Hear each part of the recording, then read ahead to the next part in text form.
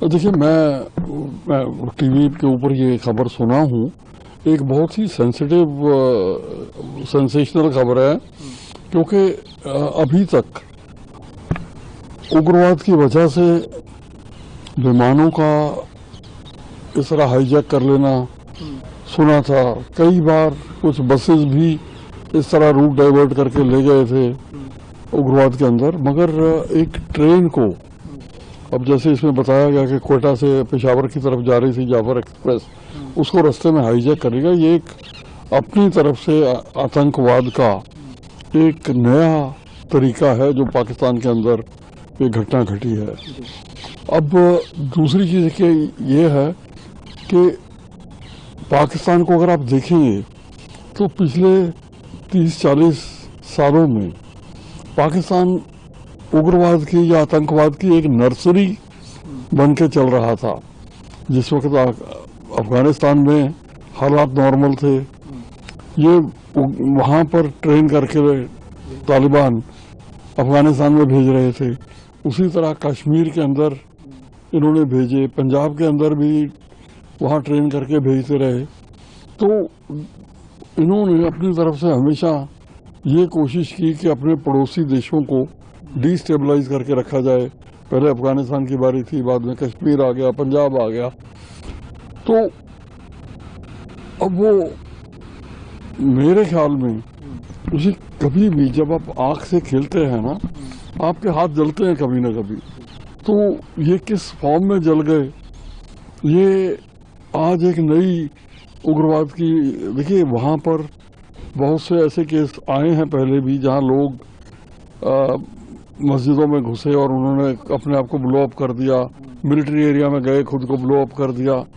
तो मैं एक बार कहीं एक उर्दू का कपलेट पढ़ा था कि दूसरों को जो जलाएगा वो खुद जल जाएगा, दूसरों को जो जलाएगा वो खुद जल जाएगा, शमा जलती रह गई परवाना जल जाने के बाद।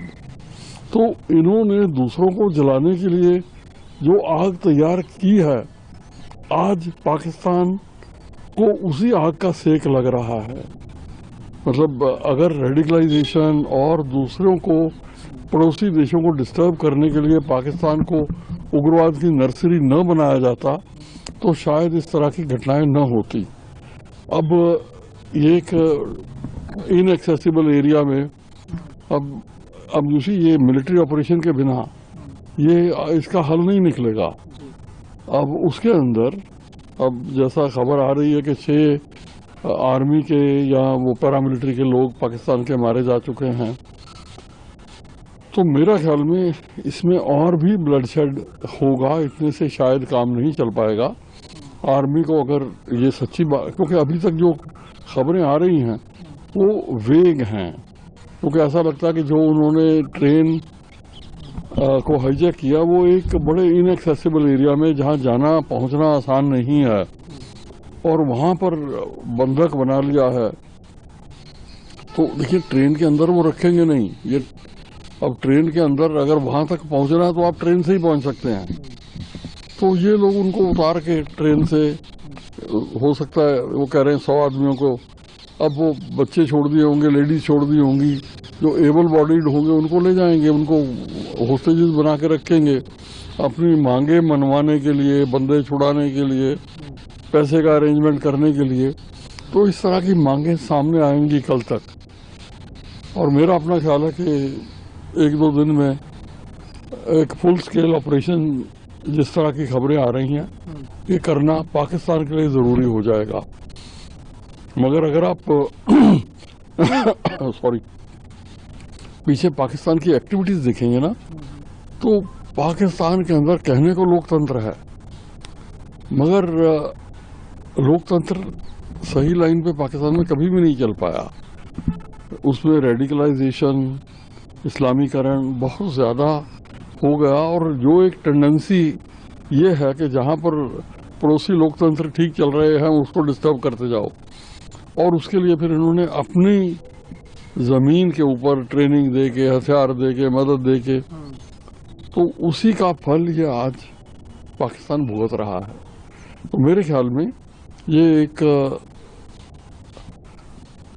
दुर्भाग्यपूर्ण घटना है कि एक लोकतांत्रिक देश के अंदर ऐसा हो जाए, मगर जो आप बीजोगे, एक बहुत जिंदगी का बहुत बड़ा असूल है, आप जो बीजोगे आपको अल्टीमेटली काटना वही पड़ता है।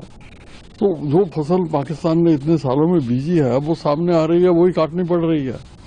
तो मेरे ख्याल में अगर इस तरह की घटनाओं से बचना है तो पाकिस्तान को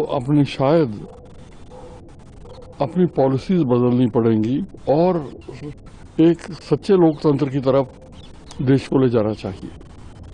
जैसे देखिए, भारत में कुछ भी प्रॉब्लम हो, एक तो भारत के अंदर बहुत मजबूत लोकतंत्र है। भारत की जो प्रजा है ये हमेशा ठोक के वोट देती है, जिस तरफ भी उतारना हो उतार देती है, किसी को तख्त पे बैठाना हो बैठा देती है।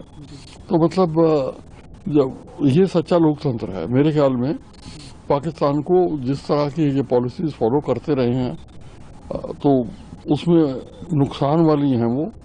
कोई आने वाले समय में मुझे कोई नज़र नहीं आता कि ये कोई इम्प्रूवमेंट कर पाएंगे।